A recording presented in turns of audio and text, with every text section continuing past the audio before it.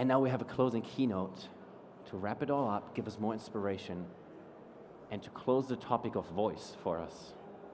We have here with us now Max Amordeluso. He's a lead evangelist at Amazon Alexa in Europe here.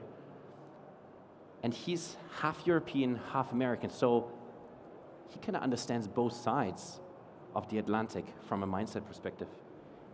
And he's bridging the gap between technology and business.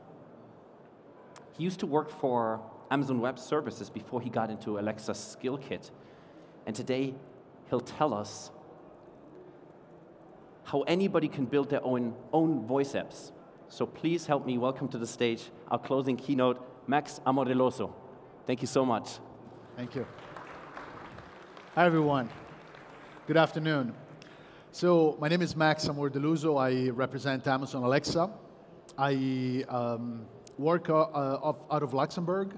I'm a European, but I spent 20 years in the US, and then I came back in Europe to work for Amazon.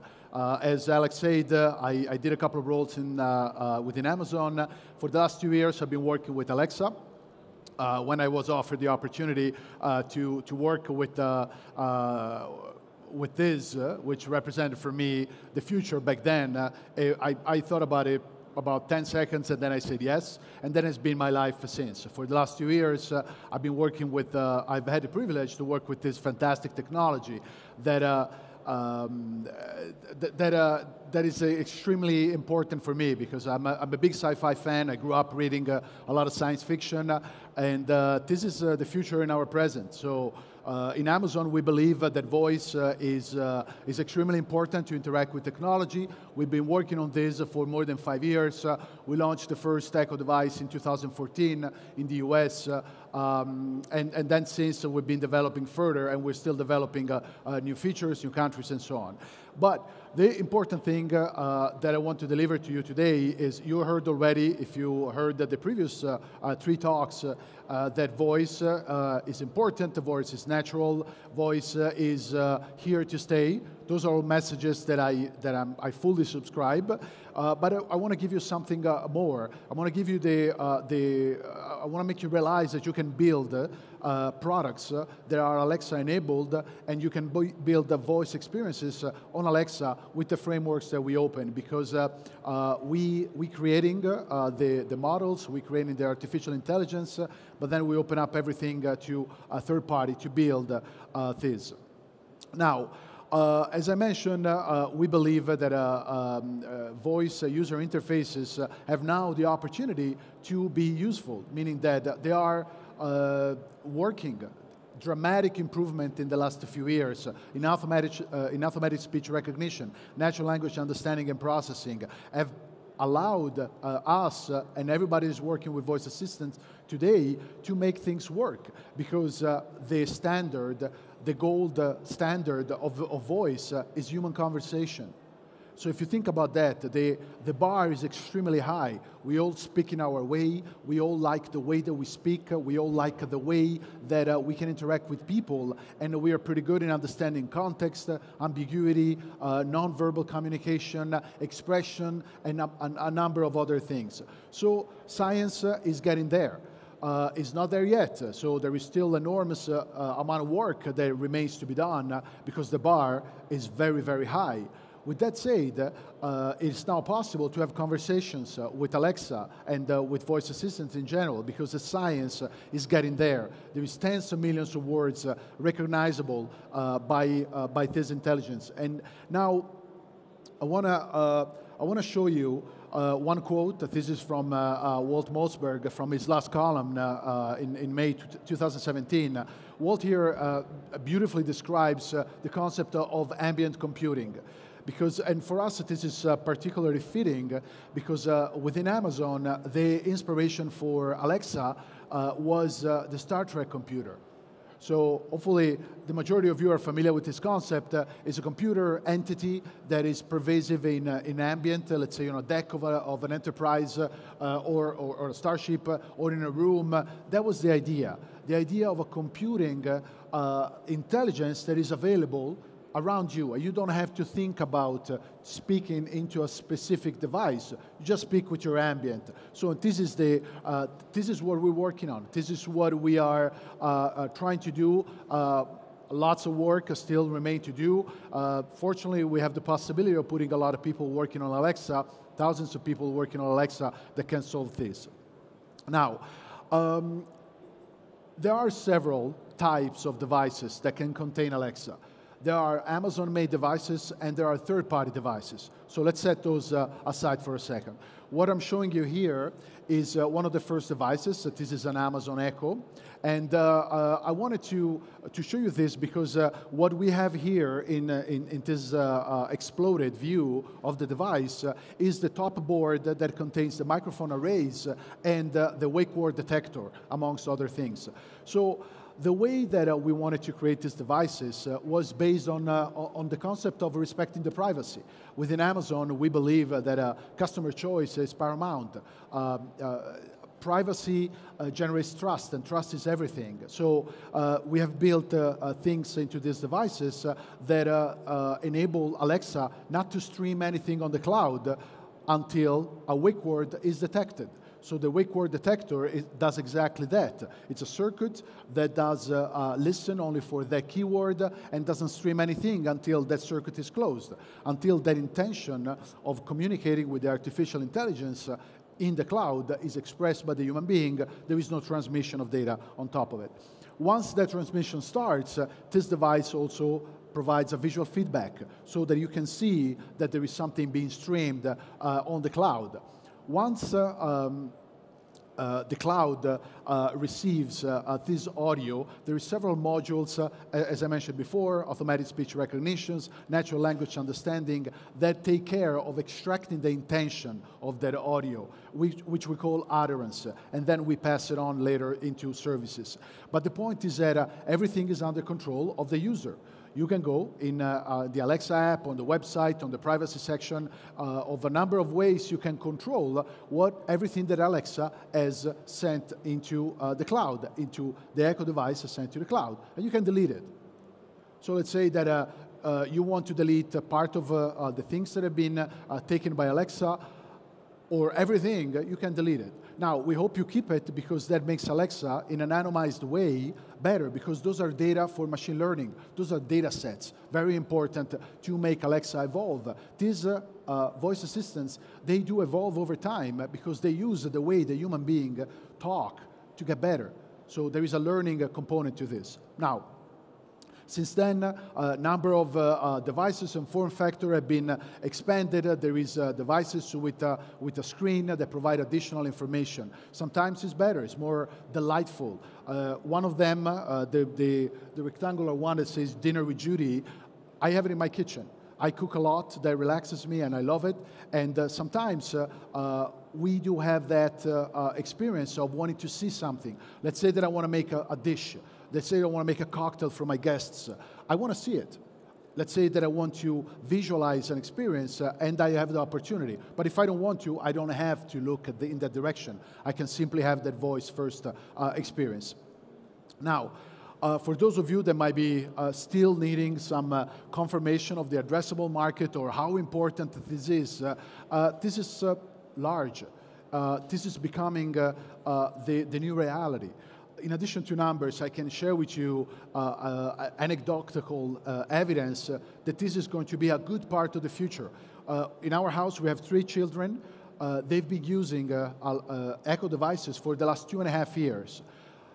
They didn't wonder how that worked, if there was a little person inside Alexa. It just did the things for them. It did their music, their jokes, their information on homework. That's it.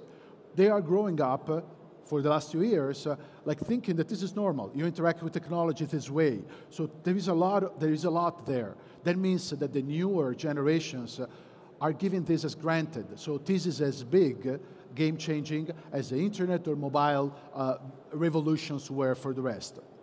Now, a couple of other interesting stats here.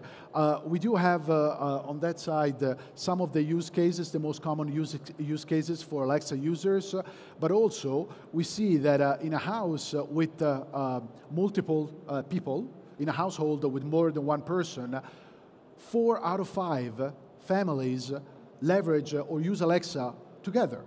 There is multiple voices, multiple people. So that tells you also that there is an opportunity there with this device's interaction that has become a part of the family. It's become something that you speak with. It's not a technology like our phone that is very personal relationship. It's something that is, we're tethered with our devices, are an extension of our arm, of our eyes, of our brains.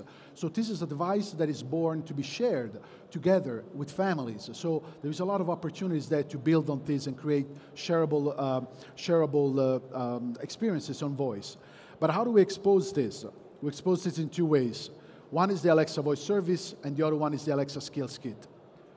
The Alexa Voice Service is how you build voice experiences into products. So you can add Alexa into your products. Let's say that you're a manufacturer of a device, a wearable device, a phone, a computer, a fridge, a car, anything that has a microphone, a speakerphone, and an internet connection, you can put Alexa in it. And I've seen fantastic things, even crazy things. I've seen Alexa-enabled jackets, but I've seen beautiful things like visually impaired baseball cap with the cameras, recognition, and Alexa that dictates and narrates what's in front of you. So there is a lot of things. Your ideas are the limits. You can open up all of your imagination and build Alexa into your products with this way. And our vision is also to put Alexa everywhere. So we opened up this to third parties because we want Alexa to be the natural way of interacting with your environment, with your connected home, with your smart home, with your environment, why not, with the things that you have to do in life, your calendar, your entertainment, and so on. And a number of partners have started building lots of devices that are Alexa enabled. So we've seen here just some of them. You see in the background the images of the form factors that we do have. A lot of things that can be built. But why should you not, for example, have Alexa or any voice assistant in your fridge in the morning? Maybe the kitchen in your house is the only place, like in my house, where I can have the first cup of coffee and make some noise without waking up my children, right? So I love the opportunity to be able to interact in there, even from my fridge or even from my Echo Show device and so on. So you can imagine all of these interactions. Or the car. Automotive manufacturers have been flocking in droves to these technologies because it makes sense. Think about when you're stuck in traffic, you're commuting back and forth to work, you would love to be anywhere else but there. So that's a perfect captive audience for entertainment, for news, to keep doing things in your life, right? In this case, I'm showing off a car. This is not my car, unfortunately, but this is a BMW. BMW and Mini, just to pick one of the brands, have announced that all of their models, starting mid-2018, will have Alexa embedded in. That would work without having to connect to a phone, because it makes sense. Where else would you be perfectly situated to interact with technology without having to look at it or touch it? So this technology, very powerful combination with automotive.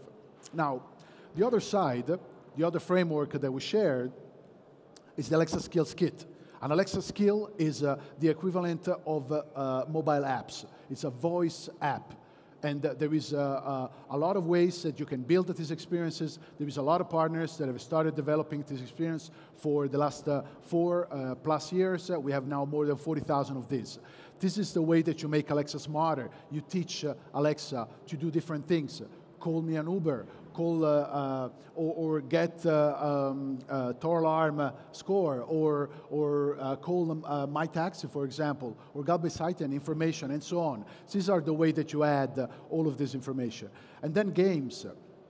There is a number of games, very fast growing categories. Entertainment is good. If done well, games can be a game changers, because these are things that we want to be entertained with, and this can be built right now. So as I mentioned, more than 40,000 skills today available worldwide have been built with this framework. Several types. You can build skills that help you manage smart home devices. Very powerful and very simple implementation, Smart Home API, now at version 3. You can build the things for the Echo Show with visual. You can build video flash briefings, so things that add the multimodal component. But the point here is that with these experiences, you can create extensions of your branding and your marketing activities. But you have to do something for a user. You have to do something for your customers. This is not a channel to pitch. This is not a place you simply push your products in.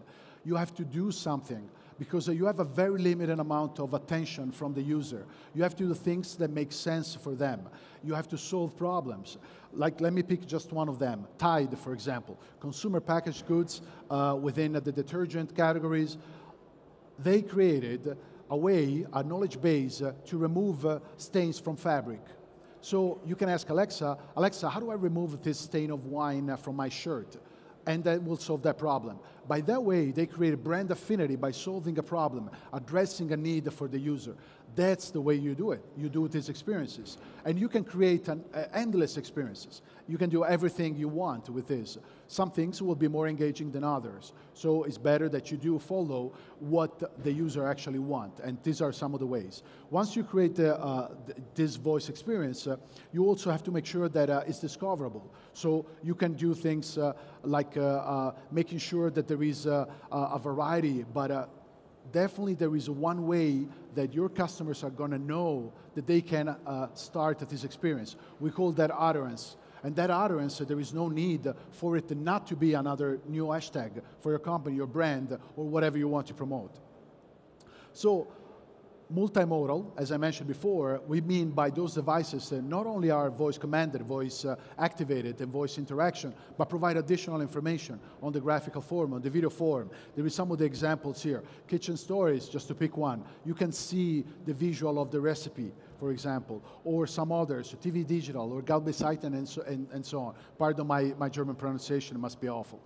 So, thinking in terms of what you can build or the way that you can plug your own experience that you want to build, you can plug somewhere, anywhere in this ideal daily experience for your customers. You can start in the morning. You can be part of a routine, for example. I wake up and say, Alexa, good morning. Or you can ask anything. You can call. And you can plug in your service. You can have smart home devices that are activated by that.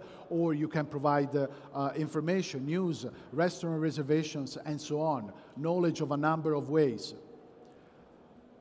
But you get the idea. You can plug in because ideally, we see these devices as part of the daily routine.